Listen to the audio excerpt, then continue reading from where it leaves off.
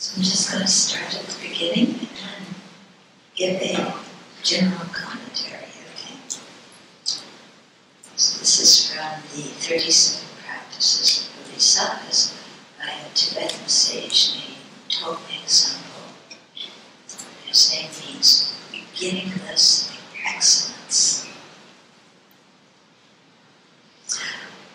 Having gained this rare ship of freedom and fortune, hear, think, and meditate unwaveringly, night and day, in order to free yourself and others from the ocean of cyclic existence.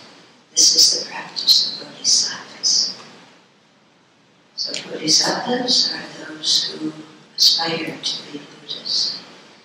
And by the way, when I was doing the research for the book Buddhism, One Teacher, Many Traditions, with His Holiness, I discovered that in the Theravada tradition there are texts that set out the Bodhisattva path.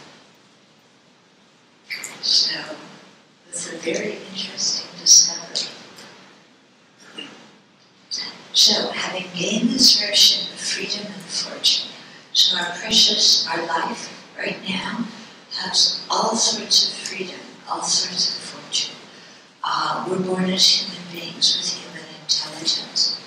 We're healthy, our senses function properly. We have enough to eat. We aren't impoverished. We live at a time when the Buddha has appeared on this earth, when he's given teachings, when the lineages of those teachings exist. We've had the fortune to meet teachers, to encounter the Sangha, and also we have the interest in the Dharma. So that's an internal quality about ourselves that we should really appreciate about ourselves, that we have the interest in the Buddhist teachings. It's a very precious part of ourselves. We should always respect and nourish that. So having these good conditions in this life, rather than just make the purpose of our life having a good time and being famous and rich and doing all this kind of stuff, then he's advising us, hear, think, and meditate unwaveringly, night and day. Oh my goodness, I can't do that. So, in a lot of the teachings, they're giving us the ideal way to practice. So don't just say, listen, I can't meditate night and day, it's too much. Just say, okay, hear the teachings, contemplate the teachings, meditate on the teachings as much as I can. So don't beat yourself up because you can't do it day and night. My teacher does it day and night. He doesn't sleep, really. For about 45 minutes in the middle of the night, he'll go like this. But I think he's in deep meditation. The rest of the time, he's practicing or benefiting others. So we don't need to compare ourselves to him, okay? We do the best we can. But what it's emphasizing, is when you have a choice between doing the Dharma and playing poker, what are you going to choose? Okay. Or you have the choice between hearing a Dharma talk and watching a movie on TV. What are you going to choose? Or you have the choice between going to a retreat and watching the football or soccer game. What are you going to choose? I know what the women will choose, but I don't know about the guys. What are you going to choose?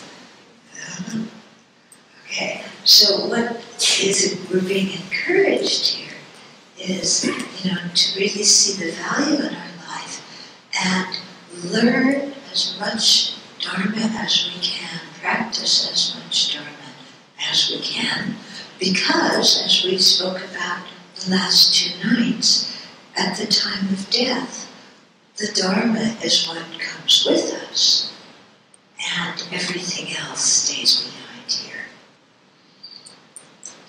Okay? And why are we here and thinking and meditating about the Dharma?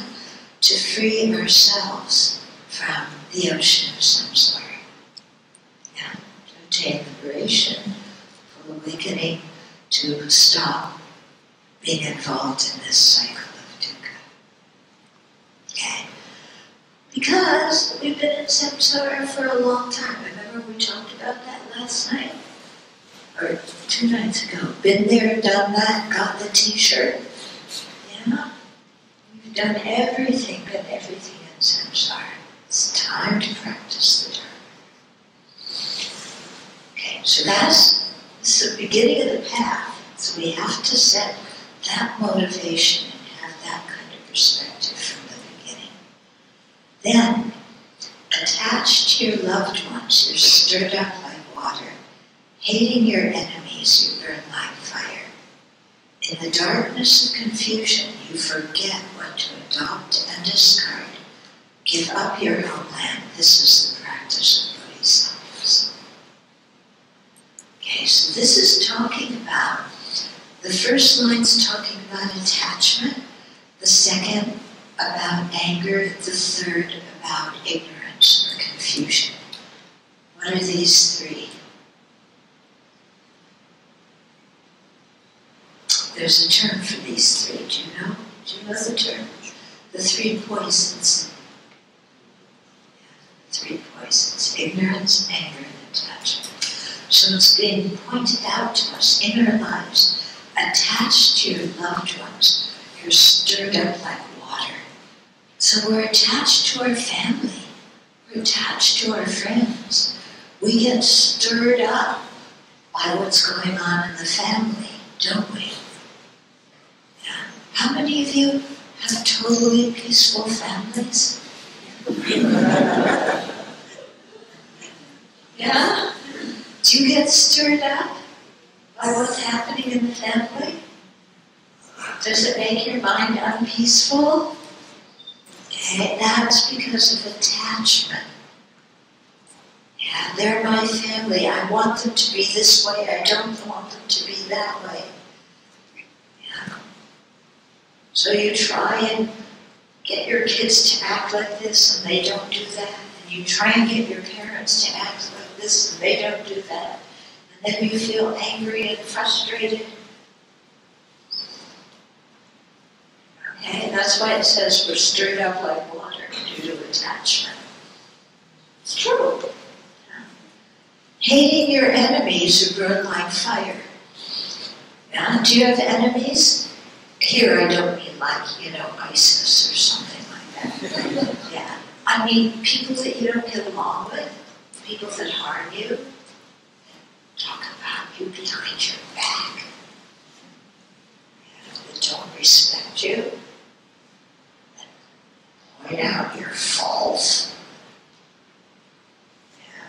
Do you burn like fire when you encounter these people? Your anger comes up. It's like, oh, these people are driving me crazy. Like we talked about last night. Yeah, they told all our bad qualities before 3,000 world systems. They want to cut off our head when we haven't done anything wrong. So we get angry a lot. When we have a lot of attachment, we act. When we have a lot of anger, we do actions motivated by anger. What kind of karma are we creating with attachment and anger? Is it virtuous karma?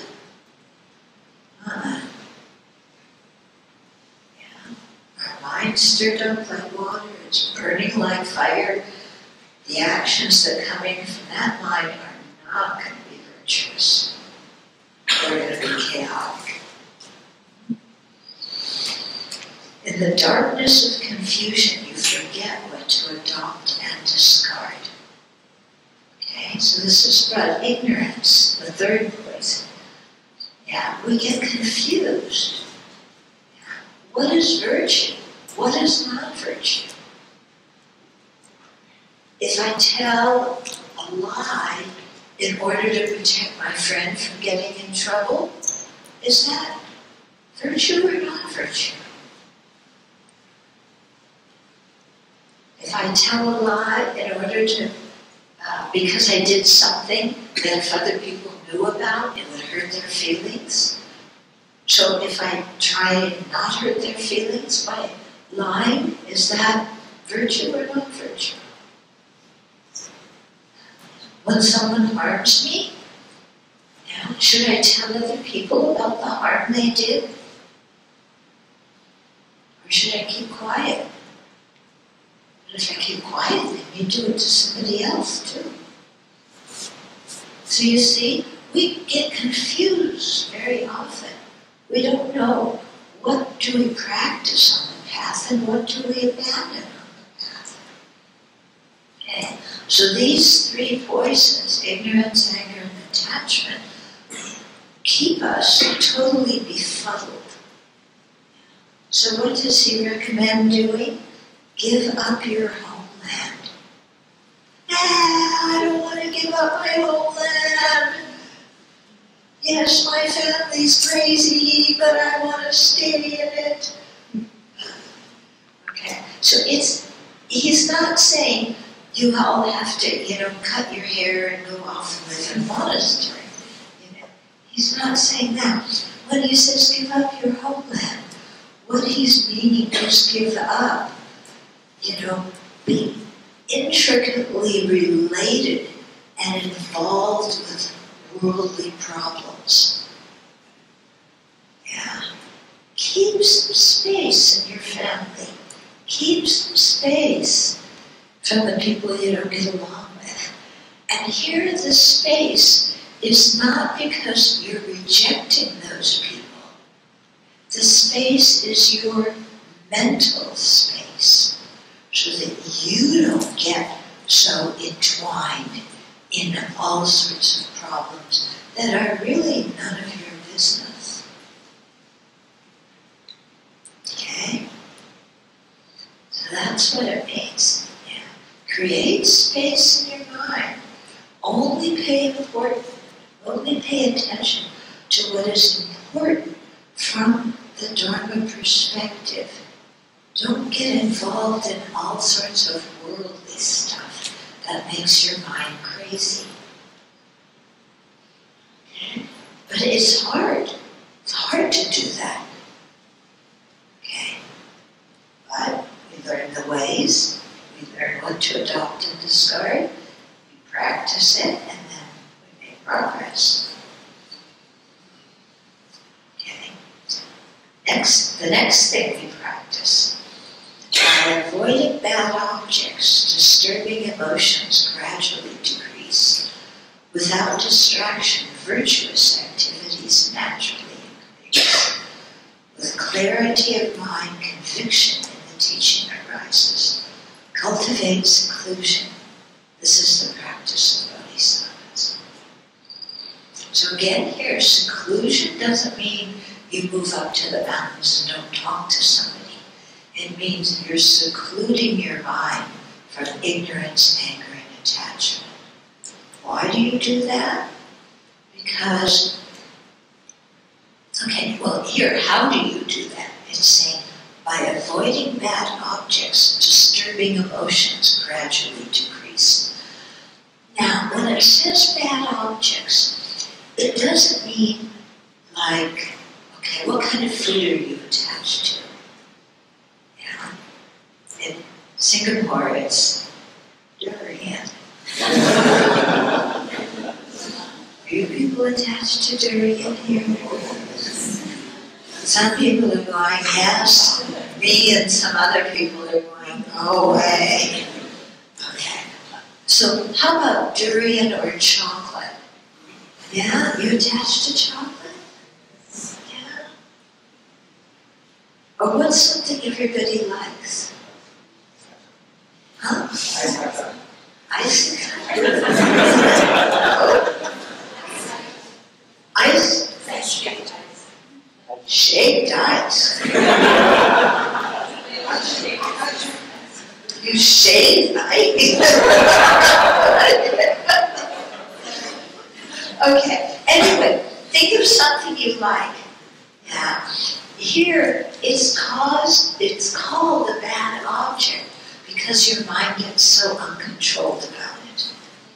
Okay? Or something you really don't like. Yeah, it's called a bad object, not because there's a problem with the object or the person, but because there's a problem with our mind in relationship to it. Okay? So by avoiding these kinds of things, then our mind begins to calm down. Okay? Then, again, it doesn't mean we reject other people and isolate ourselves from other people. It just means we don't get all tangled up with things that we don't need to be tangled up. It's like, you know, if you weigh 300 pounds, do you go meet your friend in the ice cream shop? You know, is that wise to do? No.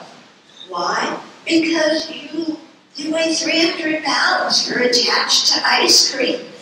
You know, it's not good for your health. So don't go in a place where you're going to be tempted to eat something that's not good for you. So in the same way, don't put yourself in situations that's going to make your attachment and your anger and ignorance come up. Okay? Because if you avoid those situations, then your mind's going to calm down.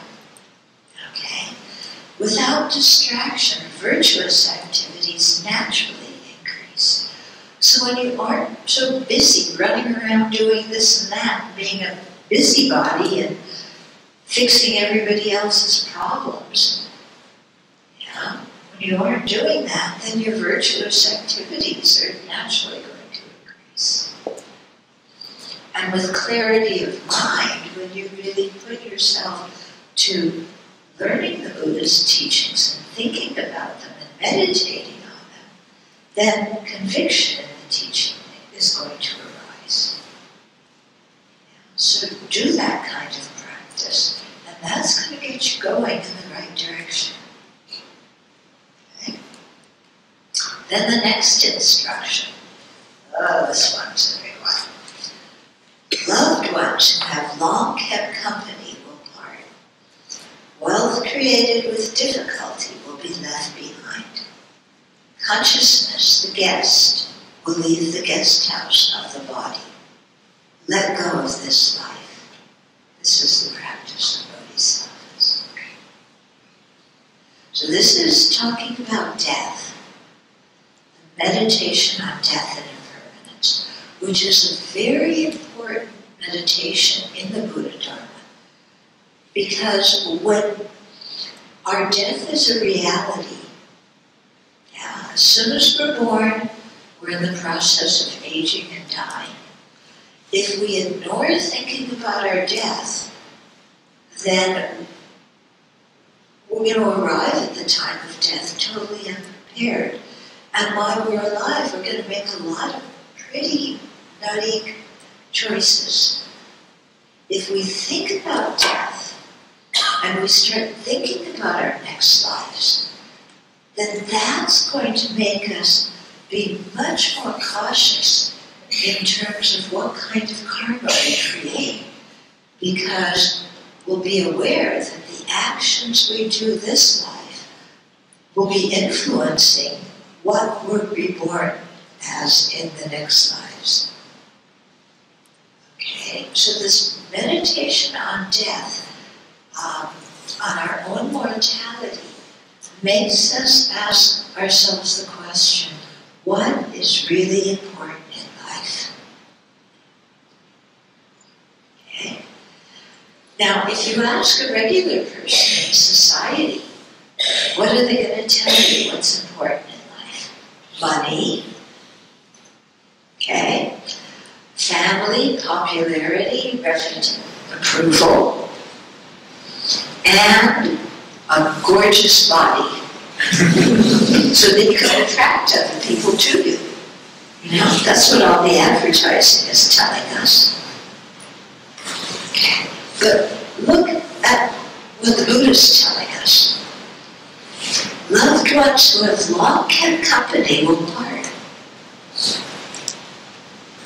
We can't stay with our friends and relatives forever. So given that those relationships are impermanent, let's make them beneficial relationships, not relationships of attachment and anger. Yeah. So I'm going to ask you a question. Who do you get angrier at?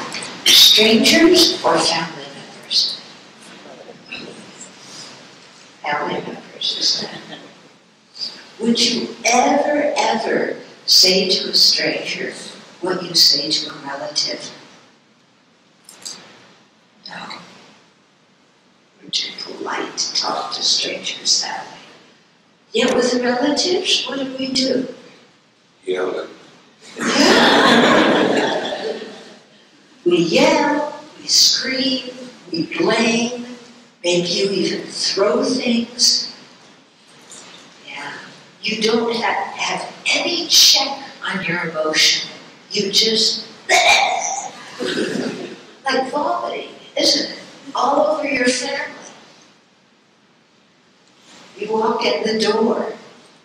You should think, before you walk in your family door, you should think, I'm going to go home and see the people I care most about. But you don't think that. You walk in the door. It's like, you say to your kids, this place is a stinking mess. Why don't you clean it up? And then you say to your spouse, I'm exhausted. Where's dinner?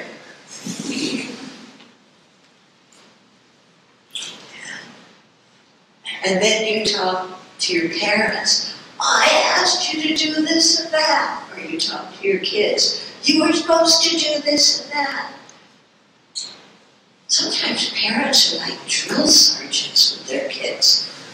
You know, get up, brush your teeth, wash behind your ears, do your homework, get in the car, you're late for school.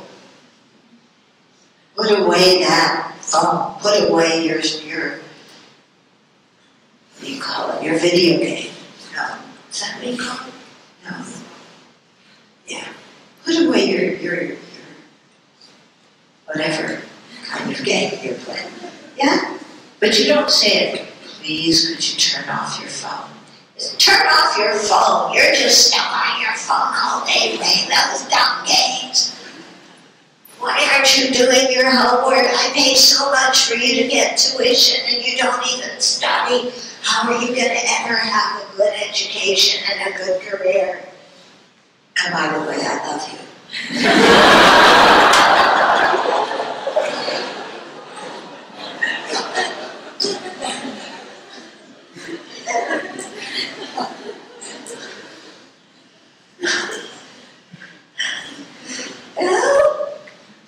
Our family should be the people that we create good karma with, not the people we create awful karma with. Yeah? Okay? So be careful. Treat your family with respect like you would treat strangers or acquaintances. Say please and thank you.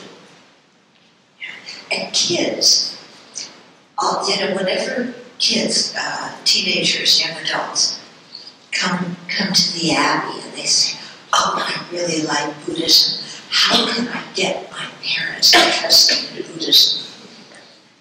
I tell them, go home and take out the garbage. Why? Because your mom's going to go, wow, I've been having asking my son or daughter to take out the garbage for 30 years. They went to a Buddhist class and now they came home and they took out the garbage. I like Buddhism.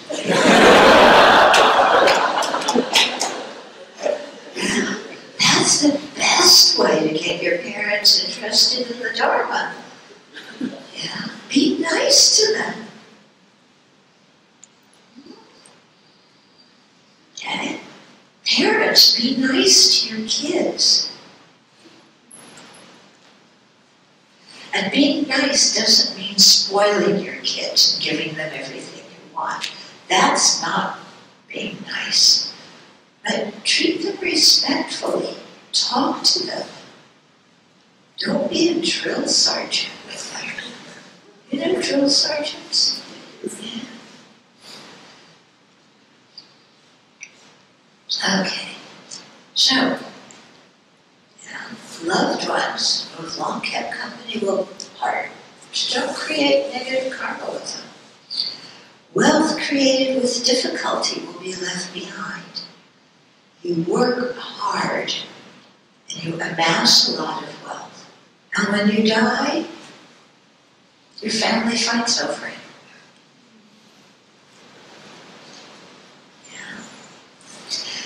And in the process of amassing all this wealth, maybe you kind of cheat people or lie to people or talk bad behind other people's back, so you create a lot of negative karma. But when you die, the wealth stays here, and the negative karmic seeds, the seeds of negative karma come with you. So not worth it to create negative karma to have wealth.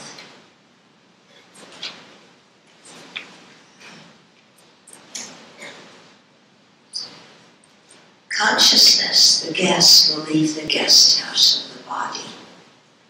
Yeah, so we can't stay with relatives at death. We can't stay with our possessions and our money. Even our body, we have to give up. And there's no choice. Yeah, when death comes, we can't say, excuse me, I'm not ready yet. Yeah, I'll die, in a week. Let me do some preparation first. No, there's no choice. Yeah. And our consciousness is, like the first night we were talking about mind and rebirth. Yeah.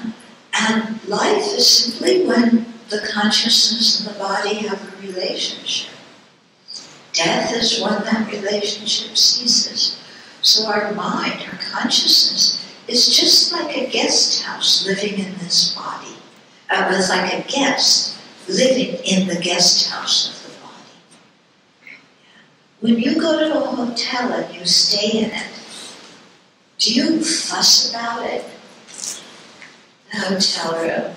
No, you just do what you need to do, and then, because you're only going to be there a short time. So we're only going to be in this body a short time. See, we don't need to spend our whole life worrying about how we look. Yeah, what does my hair look like? Or do I even have any hair? Do I look like the people in the magazines? How do I look like the people in the magazines? Because I don't look at them. Yeah. And then we get dissatisfied about our body. But the body's just a guest house. Yeah. Keep it healthy. Use it to create the Dharma. And don't worry about it so much.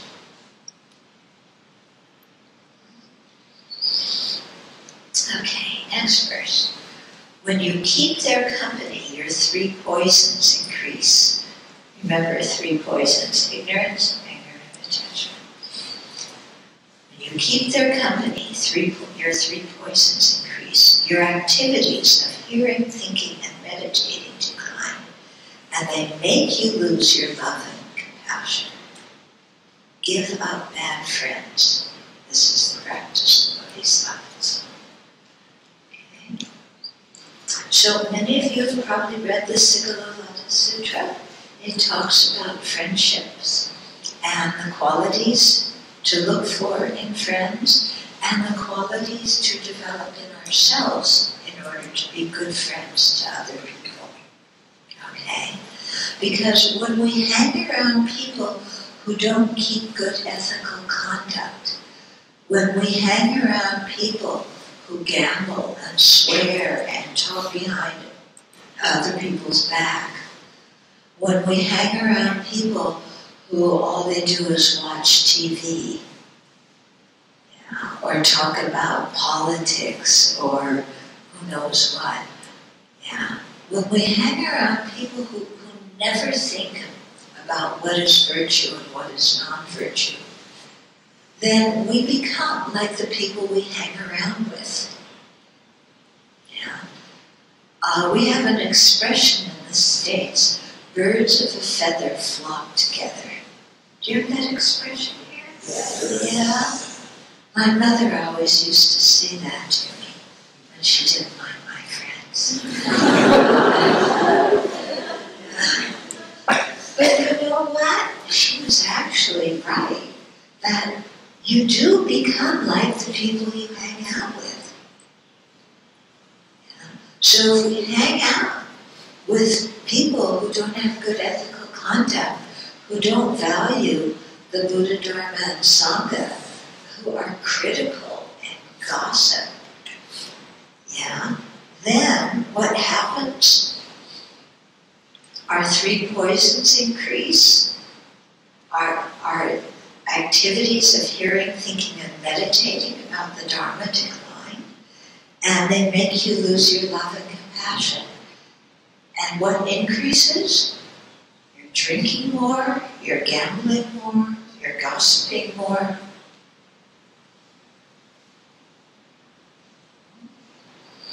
So that's why it says, give up bad friends. So again, it's not that you have to go and say to your friends, oh, you're a bad friend, I'm not talking to you anymore, get away from you. You're pleasant, you're friendly, but really try and make friends in the Dharma. Friends who you can share your spiritual path with. Because your Dharma friends are very precious. Now there's a lot of Buddhists in Malaysia, so you may not cherish your Dharma friends so much. In the US, there's not so many Buddhists, so we really cherish our Dharma friends. We don't take them for granted. So I suggest you cherish your Dharma friends and really, make friends with the different people in your center and make friends from the largest Buddhist community because those people will influence you in a positive way and you will influence them in a positive way.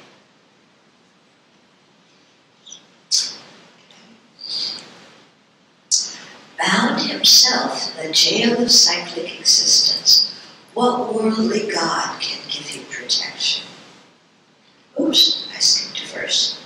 Let's go back. When you rely on them, your faults come to an end, and your good qualities grow like the waxing moon. Cherish spiritual teachers even more than your own body. This is the practice of bodhisattvas. Okay? So when you rely on good spiritual teachers, not just anybody who calls themselves a spiritual teacher, but you check out people's qualities and see if they know the Dharma well, and see if their behavior corresponds with what they're teaching. Don't look for charisma. Charisma is not one of the qualities that Buddha talked about for good Dharma teachers. He talked about people who knew the teachings, who develop concentration, who develop wisdom, who have compassion. So look for good teachers. So if you hang around good teachers, if you study with good teachers, your faults will come to an end because you learn the Dharma properly and because your teachers will guide you properly. Your good qualities will grow like a waxing moon. It's a nice image, isn't it? Getting bigger, our good qualities getting bigger. So cherish spiritual teachers. And here it says, even more than your own body. Why does it say that? Why should I cherish spiritual teachers more than my life? Because if we meet good spiritual teachers, they will help us have a good rebirth. And they will help us have much happiness in the future until we attain awakening. Yeah. If we choose bad spiritual teachers, they will teach us incorrectly. We will create a lot of negative karma by not practicing correctly, and we'll wind up in an unfortunate rebirth. Okay? So, because the spiritual teacher is the one who links us to the Buddha's teachings and teaches us what the Buddha said, then we cherish that person. Yeah. Not idolize them. We don't look at them like they're movie stars. Okay? But we respect them. We listen to their guidance. Okay, now the next verse. Bound himself in the jail of cyclic existence, what worldly god can give you protection? Therefore, when you seek refuge, take refuge in the three jewels that will not betray you. This is the practice of bodhisattvas. Okay, so some people, they take their refuge in worldly gods. Yeah. Do you ever take your refuge in worldly gods? You go down to the fortune teller, you know?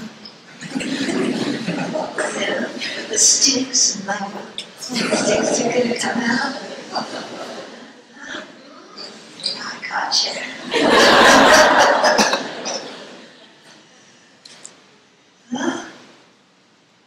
Or you go make offerings at some, Taoist temple, and you pray, please may my son and daughter marry rich people. Please may I win the lottery. Is that what you do? Is that what you take refuge in? Yeah. That's worldly stuff, isn't it? Some people try and pull the same shenanigans with the Buddha. Buddha, please, may I win the lottery. May my kids marry proper people. And if they do, and if I win the lottery, then I will make an offering to you. Yeah. So first, Buddha, you make it so I have a good life in this life, and all my attachment is fulfilled, and then I'll make an offering to the temple. So we're doing business with the Buddha. Yeah. Except the Buddha has to deliver the goods with no down payment, because we're not making an offering until our worldly desires are satisfied. Yeah?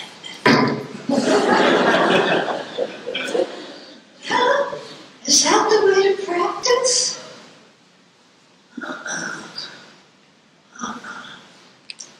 Okay. I went one time, we were invited to some kind of New Age fair in America. Yeah. So I thought, okay, we'll go, and maybe we'll, pass out some Buddhist literature. People will get interested in the Dharma.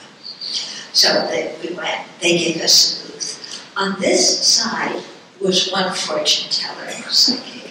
On that side was another fortune teller side. Yeah. People came to the fortune teller, you know, and they paid all sorts of money. And then the fortune teller, you know, does whatever they do. And the person is like this, following word by word what the fortune teller says. Why? Because the fortune teller is talking about them. You're talking about my life. And the fortune teller says, next year, you're going to get sick. So you should make an offering to the Buddha to avoid getting sick. What do? You go immediately and make an offering to the Buddha. Don't you? If the fortune teller tells you that you're going to get sick. Well, you know what? I can tell you you're going to get sick next year too. Yeah, because everybody gets a cold or the flu every year, don't we? Don't we all get sick every year? But when the fortune teller tells us, then we take it very seriously. Oh, I better create some merit. Yeah. When the Buddha tells us, yeah, aging, sickness, and death, we go, oh, what is he talking about? I don't need to make offerings. You know, death will happen to other people, not to me. Okay?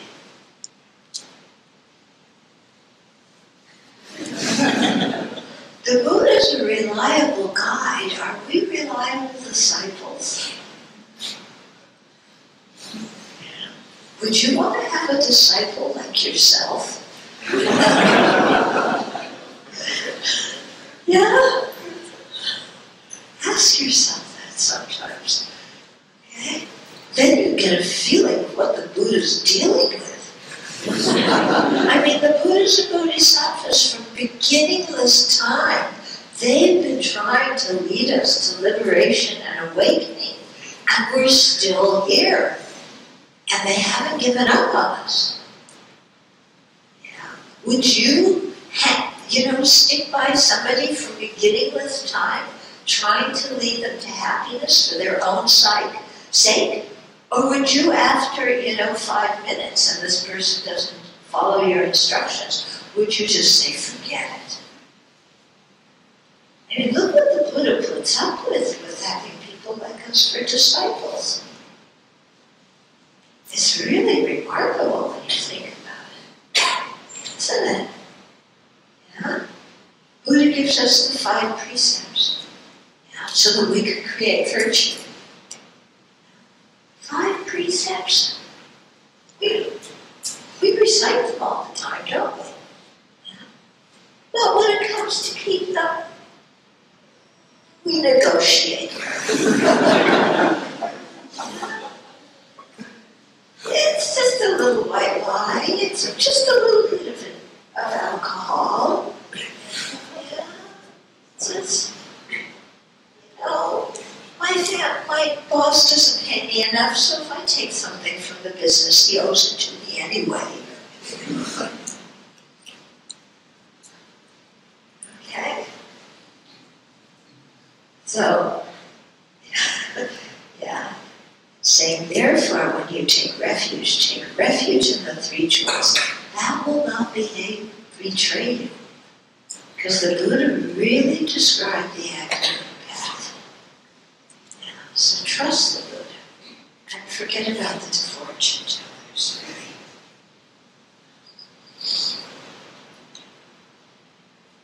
Now you're thinking, she just says that. I'll go to the fortune teller after this teaching.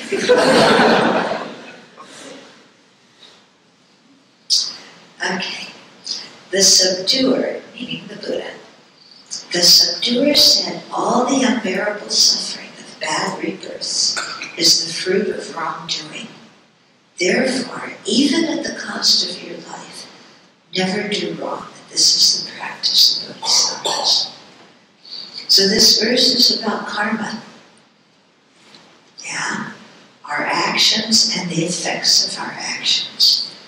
So all the unbearable suffering of bad rebirths, all the suffering in this rebirth, which is a good rebirth, yeah, it doesn't come from other people, it comes from our own negative actions.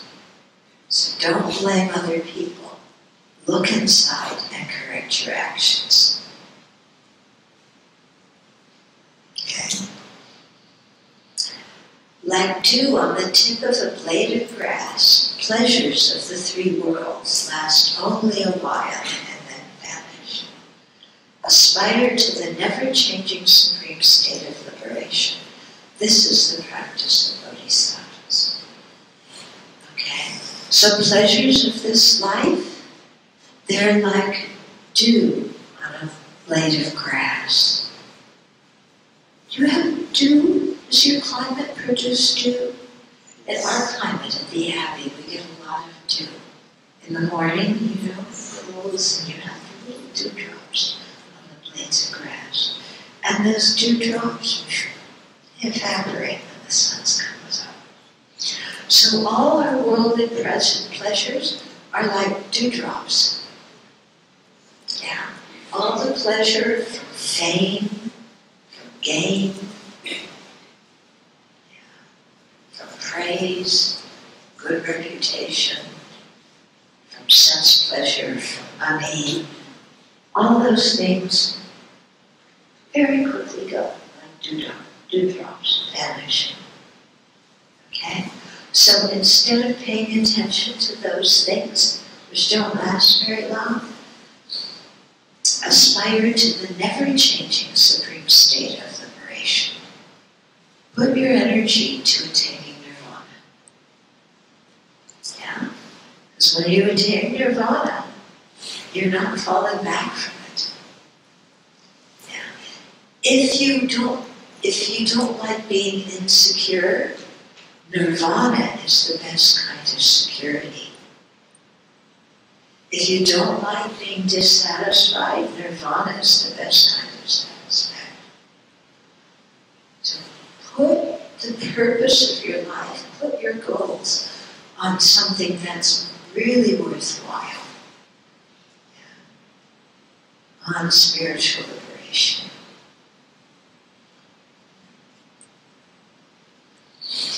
When your mothers who you've loved since time without beginning are suffering, what use is your own happiness? Therefore, to free limitless living beings, develop the altruistic intention. This is the practice of bodhisattvas. Okay. So all living beings have, at one time or another, been our parents. And as our parents, they've been kind to us. I mean, think of what your parents do to you, do for you. Okay? They give you this body. Yeah. You come out of the womb. Can you take care of yourself? What do we do as babies? We cry, we eat, and we poop. Yeah? And once in a while we smile. And yet our parents can take care of us. Our parents were sleep deprived for years while we were infants, especially our mom, who has to get up in the middle of the night to feed us. How many of you are parents who get up in the middle of the night to feed screaming kids? None of you? You don't feed your screaming kids in the middle of the night? Oh my goodness. Let's try this again. How many of you are parents who get up in the middle of the night to, who have gotten up in the middle of the night to feed your kids when they were infants because they were hungry? Okay. Yeah. Do you do that out of love or do you complain?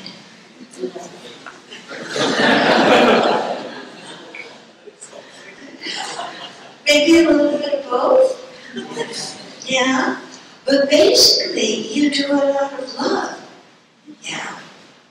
Because you wouldn't get up in the middle of the night. For me, if I was hungry in the middle of the night, would you? If I cried in the middle of the night, oh, I'm so hungry, would you get up? You'd say, shut up. Yeah? But look what parents do for kids. Look what our parents did for us. Yeah, they got up, they were sleep deprived for years. Yeah? Then they had to teach us how to speak. Then they had to send us to school. And they had to make us do our homework. And then they taught us some manners. That's one of the hardest things about being a parent, isn't it? Teaching your kid good manners so that they can get along with other people. Not easy.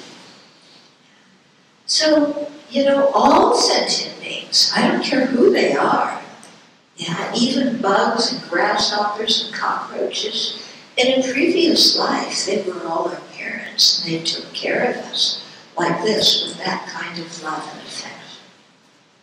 Okay?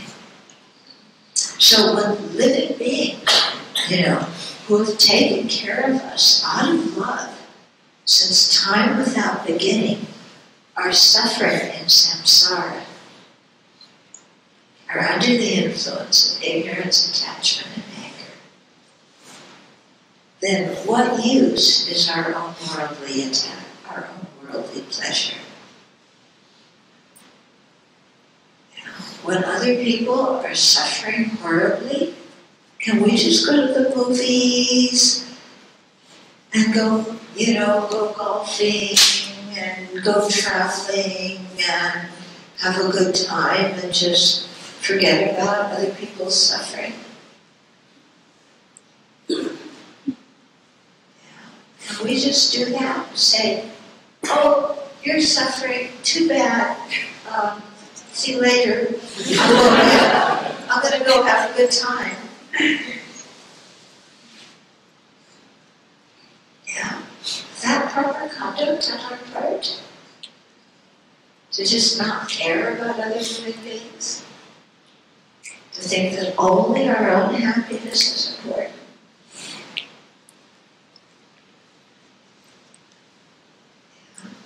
So we've got to care about other living beings. We live in the world with them. We share the planet with them. If they're unhappy, they're going to do things that let us know they're unhappy. And then we're going to live in a society that's unpeaceful. If we take care of other living beings, then we'll live in a society that's a lot more peaceful. Okay? So if we have wealth and we only keep it for ourselves, then we have to live in a house with a big gate and high walls and razor wire all around because we're afraid other people are going to break into our house and steal our stuff. And meanwhile, there's people who are hungry. If we share our wealth and we take care of people who are hungry, who are impoverished, who lack education, then we're going to live in a world where there's a lot more equality and a lot more peace. Yeah. So what's better, His Holiness Dalai Lama says, if you want to be selfish, at least be wisely selfish and take care of others. Because if we take care of others, we will be happier. If we ignore the plight of others, we're going to be very unhappy. Because we're going to live in a world full of turmoil.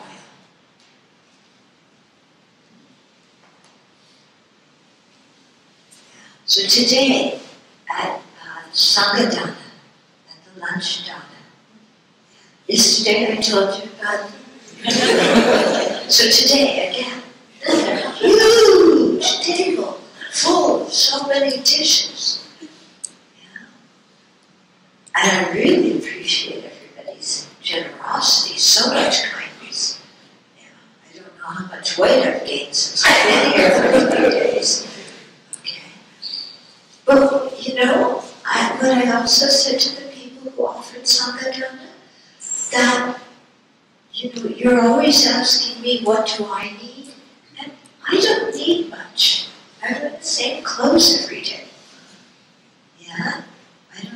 I don't have hair, I don't have to fuss, I don't wear makeup, I don't listen to music. So, you know, I don't need much. Yeah. For you're very kind in always asking me what I want and what I need. I don't need much.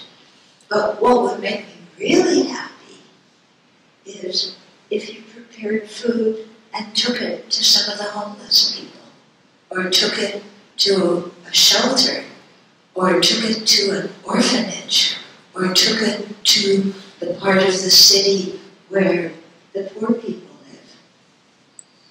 Yeah. If you did that, that would make me really happy.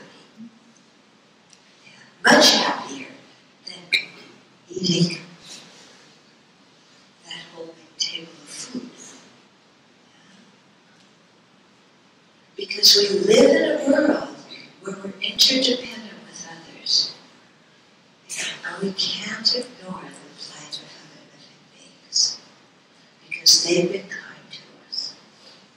And if we just sit and meditate on metta, and we feel so wonderful after we meditate on metta, and then when somebody asks us for help, we say, forget it. Then one uses our metta meditation. Okay? So let's do some things. Let's put our metta into practice and help the people that need help in society. Yeah. Whether they're Buddhist or not, it doesn't matter. Yeah. Buddha Bodhi and some other Buddhists in the US started a Buddhist charity called Buddhist Global Relief. And it's wonderful. Their chief purpose is to eliminate hunger. So they collect donations and then they funnel them to various countries all around the world to make sure that people have food. Yeah. And it's wonderful as a Buddhist community that we do that kind of thing. And like what Suchi does, there's a natural disaster, they go out and they, go and help the people. And I visited a sushi, a couple of sushi places, and you know what they do? You know the bottles that water come in, the plastic bottles that water come in, that are such a nuisance. People throw them and they look dirty and they make the neighborhoods look bad and they don't biodegrade or anything like that. So she collects all those bottles and makes them into these really soft blankets. And then when they go to areas that have had natural disasters, they take these blankets and give them to the people who need them. And I think that is so cool because they're taking waste products that's basically garbage and recycling them. And the blankets, they're almost like fleece blankets. They're really soft. And they won't sell them to people. They only will give them to the people who need them. But I think that's so good because not only are they helping the people who need, but they're helping the environment by recycling. And if we care about sentient beings, we need to care about their environment. So we need to recycle and reuse things and reduce our unnecessary consumption. I'm glad to see a lot of nodding heads when I say that. Thank you. Yeah. Because this is a worldwide issue that we all need to work on to keep this planet so it can sustain life.